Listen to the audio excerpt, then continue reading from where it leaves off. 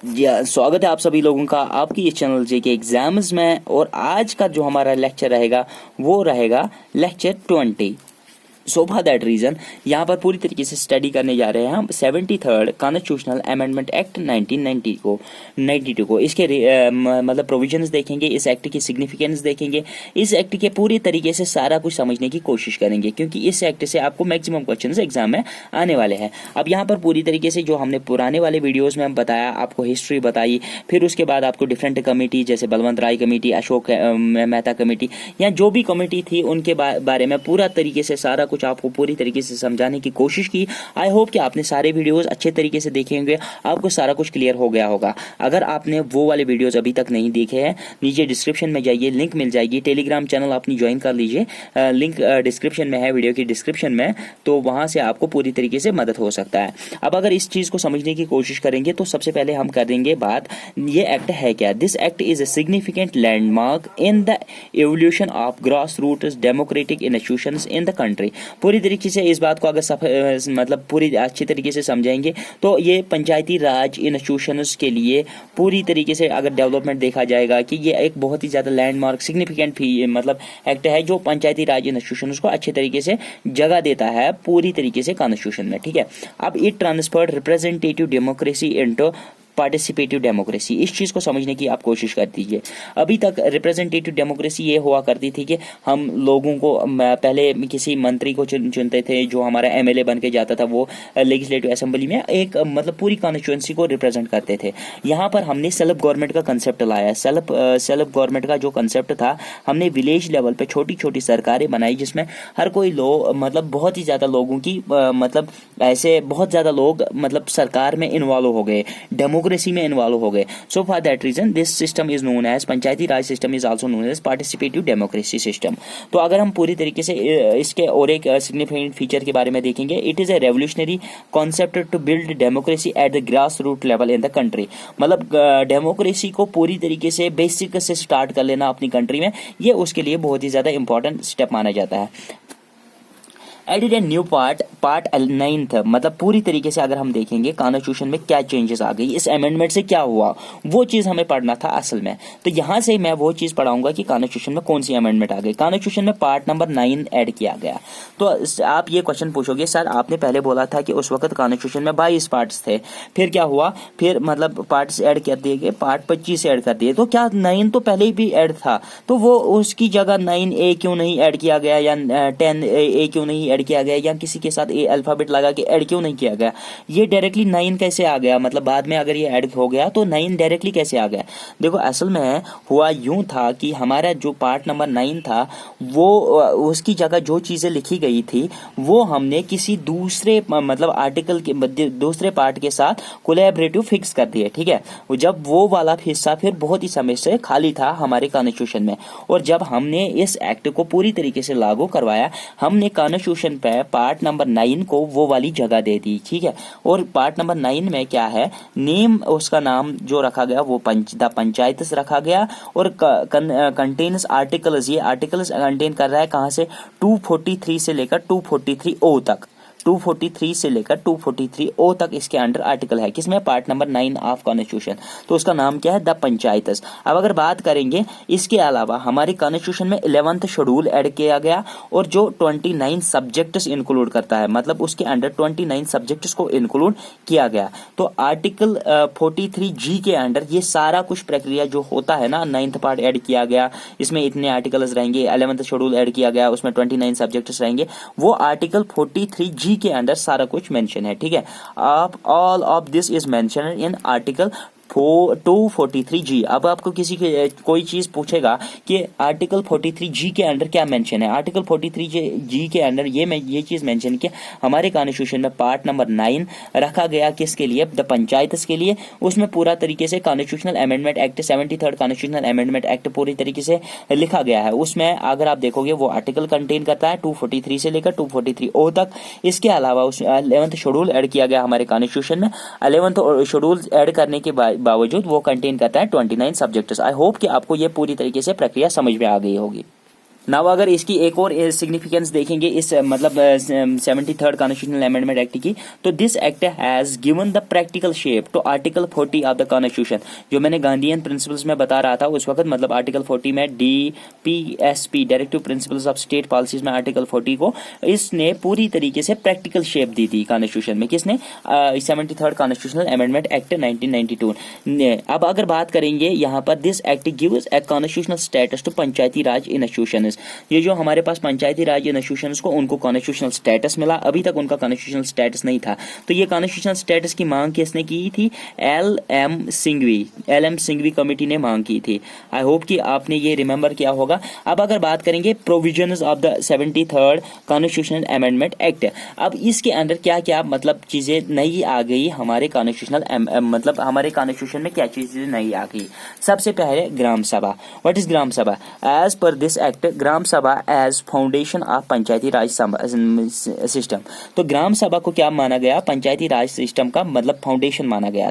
अब ये ग्राम सभा होता क्या है, इसकी डेफिनेशन समझने की कोशिश करेंगे। It is a body consisting of persons. ये एक बॉडी होती है जिसमें पर्सन्स होते हैं registered in the electoral rolls of a village. मतलब जितने भी मतलब वोटर्स होंगे ना किसी भी विलेज में, मान लो ये विलेज ए विलेज है, इसमें ABCDEFG मतलब कोई भी 1 2 3 4 वोटर्स है। मान लो इसमें 10 वोटर्स है, तो ये 10 वोटर्स मिला के जो वोट डाल सकते हैं किसी भी व्यक्ति के लिए जो 18 साल से ज्यादा उम्र के होंगे लोग इस विलेज में, वो सारे ग्राम सभा बनाते हैं, comprised with the area of the panchayat at the village level. तो ये विलेज लेवल पे होता है। छोटी डेफिनेशन इसकी यही है कि जो उसके वोटर्स होंगे वो जो मिलकर एक बॉडी बनाएंगे उसको हम ग्राम सभा कहेंगे। In short it is a village assembly consisting of all the registered voters in the area of a panchayat. तो हम एक पंचायत में जो भी मेंबर्स होते हैं, जो भी वोटर्स होते हैं, उनको हम ग्राम सभा कहते हैं। दूसरी बात अगर करेंगे तो इसकी रिकमेंडेशन क्या थी, मतलब ये क्या चाहता था, मतलब पूरी तरीके से इस पंचायती राज सिस्टम से एक्ट से क्या आया। ये इसने बात की 3 टायर स्ट्रक्चर ऑफ पंचायत में।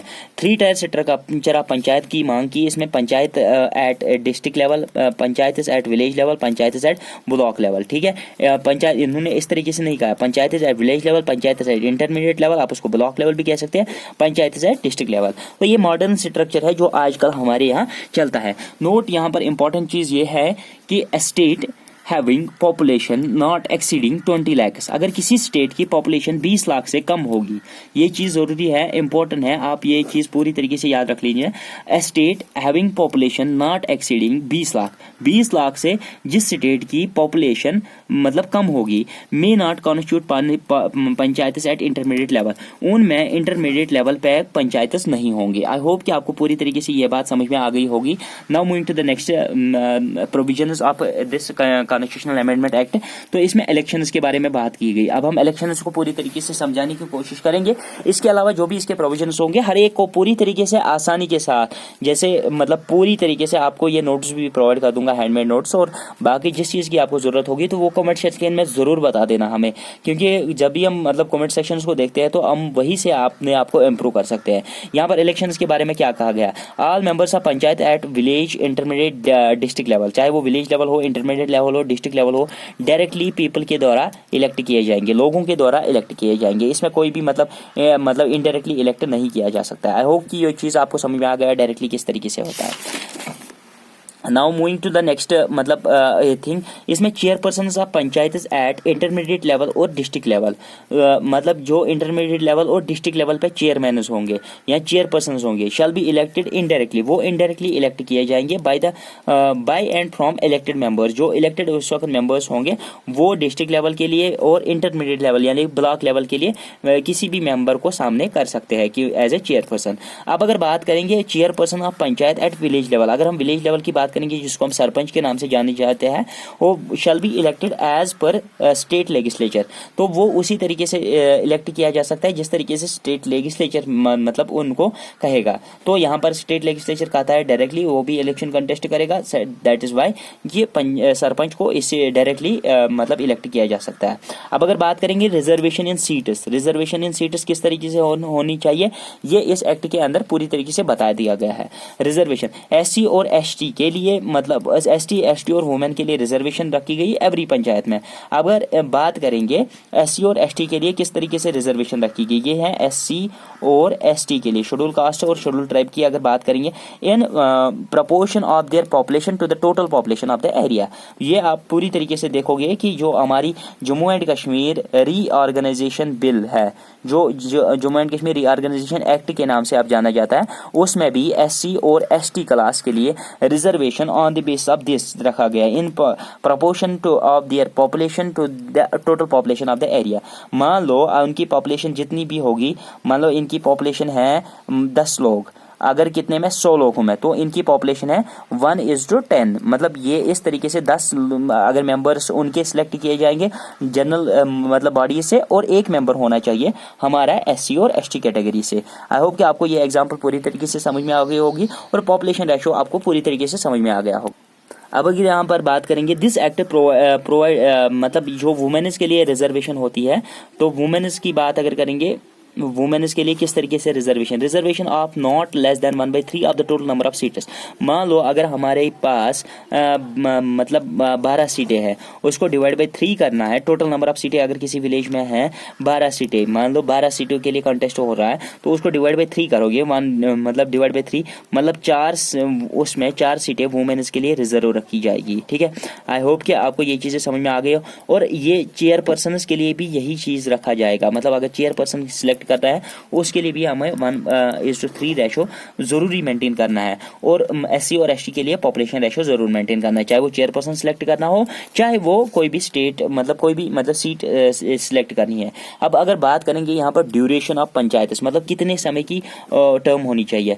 The act provides for a 5 year, ये भी बताते हैं 5 ईयर की जो मतलब टर्म होनी चाहिए of office of the panchayat at every level, चाहे वो विलेज लेवल पे हो, डिस्ट्रिक्ट लेवल पे हो या इंटरमीडिएट लेवल पे हो, तो 5 साल की इनकी टर्म होनी चाहिए। It can be dissolved before term, अगर किसी भी सूरत हाल में सरकार को लगता है, स्टेट लेजिस्लेचर को लगता है कि पूरी तरीके से इसमें मतलब कोई भी प्रॉब्लम चल रही है, तो कभी भी इनको डिसॉल्व किया जा सकता है। यहाँ पर इंपॉर्टेंट जरूरी पॉइंट ये है। इंपॉर्टेंट पॉइंट क्या है, जो फ्रेश इलेक्शंस हैं, फ्रेश इलेक्शंस कब कंडक्ट करने हैं। Fresh elections shall be completed before expiry of 5 years, 5 साल खत्म होने से पहले हमें नए इलेक्शंस पूरी तरीके से कंप्लीट करने पड़ते हैं। अब अगर किसी सूरत हाल में ये डिसॉल्व किया गया, तो तब हमें 6 मंथ्स के अंदर अंदर, मान लो आज अगर डिसॉल्व किए गए, तो उसके बाद 6 मंथ्स के बिफोर हमें ये पूरी तरीके से नए इलेक्शंस करने चाहिए। New election should be period of 6 months from the date of dissolution, पूरी तरीके से 6 मंथ से मतलब 6 मंथ्स के अंदर अंदर हमें नए इलेक्शंस करने पड़ेंगे, इस चीज़ को पूरी तरीके से मेंटेन करने रखने के लिए। हम पढ़ रहे हैं इलेक्शंस के बारे में, किसमें 73rd कॉन्स्टिट्यूशनल अमेंडमेंट एक्ट के बारे में। अब अगर यहाँ पर बात करेंगे तो 21 ईयर्स ऑफ एज जो बंदा होगा किसी भी विलेज का, वो इलेक्शन को कंटेस्ट कर सकता है, मतलब वो इलेक्शंस में खड़ा हो सकता है एज एन मतलब कंटेस्टेंट। अब बात करेंगे 18 साल की उम्र के बाद के जो भी मतलब एज के लोग होंगे किसी भी प्रोविंस में, वो पूरी तरीके से वोट डालने के लिए एलिजिबल रहेंगे। अब state election commissioner, state election commissioner कौन सा होता है, उसका रोल क्या होता है। स्टेट इलेक्शन कमीशन का क्या होता है रोल, वो सुपर इंटेंडेंस करेगा, वो डायरेक्शन करेगा, वो इलेक्टोरल रोल जो हमारे वोटर लिस्ट होता है वो प्रिपेयर करेगा, इसके अलावा मतलब कंडक्शन ऑफ इलेक्शंस करेगा। अब अगर कभी कभी क्वेश्चन पूछा जाता है आपको which one of the following body contests elections for panchayat, तो कौन सा करता है स्टेट इलेक्शन कमीशन, वहां पर इलेक्शन कमीशन ऑफ इंडिया पूछा जाएगा, स्टेट इलेक्शन कमीशन पूछा जाएगा। इसके अलावा 1-2 ऑप्शन और भी होंगे जो कंफ्यूजिंग होंगे, बट उसके लिए सही ऑप्शन जो होगा स्टेट इलेक्शन कमीशन। अब अगर बात करेंगे स्टेट इलेक्शन कमीशन की कमिश्नर, स्टेट इलेक्शन कमिश्नर जो होता है वो होता है मतलब हेड किसका, स्टेट इलेक्शन कमीशन का। स्टेट इलेक्शन कमिश्नर को कौन अपॉइंट करता है, उसको गवर्नर अपॉइंट करता है। बट अगर उसको निकालना होगा, अगर उसको निकालना होगा, ये हाई कोर्ट आपने सुना होगा, हाई कोर्ट के जज का जो पोस्ट होता है उसके पोस्ट के बराबर का पोस्ट होता है कमिश्नर का पोस्ट, स्टेट इलेक्शन कमिश्नर का पोस्ट। उसको उस वक्त गवर्नर नहीं निकाल सकता है, उसको डायरेक्ट प्रेसिडेंट ऑफ इंडिया निकाल सकता है। Can be removed only by the president of. सबसे लास्ट में इस मतलब पंचायती राज इंस्टीट्यूशन में जो हम पढ़ रहे थे, इसमें सबसे लास्ट में पढ़ना है आपको फाइनेंस। पैसा कहाँ से आता है, सबसे मतलब जरूरी चीज रोकड़ा। रोकड़ा कहाँ से आता है इन पंचायती राज इंस्टीट्यूशंस को चलाने के लिए। द स्टेट लेजिस्लेचर मतलब जो स्टेट लेजिस्लेचर होती है ना, स्टेट की लेजिस्लेटिव असेंबली होती है, वो अथोराइज कर सकती है पंचायत उसको टू लेवी मतलब मांगने के लिए, to collect and appropriate of taxes, duties, toll taxes and fees. जो भी उनको मतलब किसी भी जगह लगेगा कि इनको हम इनमें ग्रांट दे सकते हैं, तो वहां पर मतलब ये चीजें वो इंप्लीमेंट कर सकती है पंचायत, अगर उनको स्टेट लेजिस्लेचर अलाउ करती है इसके लिए। दूसरी बात अगर करेंगे, ग्रांट ऑफ एड मिल सकता है उनको स्टेट गवर्नमेंट से भी मिल सकता है और सेंट्रल गवर्नमेंट से भी ग्रांट इन एड मिल सकते हैं। इसके अलावा ये लोन भी ले सकते हैं किसी भी जगह से, किसी भी बैंक से अपने गांव की डेवलपमेंट के लिए। ये होते हैं मतलब पूरी तरीके से मैंने आपको एक्ट पढ़ाया। आई होप कि इसके बाहर कोई भी क्वेश्चन नहीं आएगा। अगर आपको फिर भी लगता है कि हमें किसी भी जगह इंप्रूव करने की जरूरत है तो नीचे कमेंट सेक्शन में बता दीजिए। अगर आपको कहीं पर भी कोई भी पॉइंट समझ नहीं आया तो कमेंट सेक्शन में बता दीजिए, हम उसको पूरी तरीके से आपके साथ शेयर करेंगे, आपको समझाने की कोशिश करेंगे। Thank you for watching this video. I hope you may have got each and every stanza of this very lecture keenly and interestingly. Thanks for watching this video. जरूर सब्सक्राइब करना अपनी चैनल को, JK exams a way to success. Thank you.